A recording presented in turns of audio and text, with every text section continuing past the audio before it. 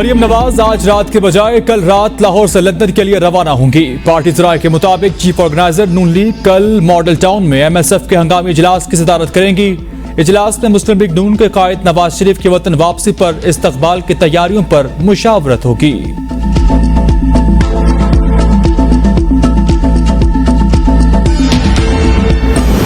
बिलावल भुट्टो की कराची के निजी अस्पताल में जेर इलाज हाफिज हमदुल्ला की आयादत। चेयरमैन पीपल्स पार्टी ने JUI रहनुमा की सेहत से मुतालिक खैरियत दरियाफ्त की। जल्द सेहतियाबी के लिए नेक तमन्नाओं का इजहार।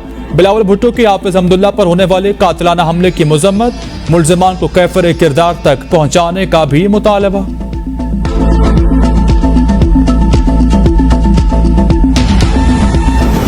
महंगाई के खिलाफ जमात इस्लामी के मुख्तलिफ शहरों में धरने। पेशावर में शुरका से खिताब में सिराजुल हक ने कहा, खैबर पख्तूनख्वा का 1000 अरब कर्ज करप्शन की वजह से बढ़ा।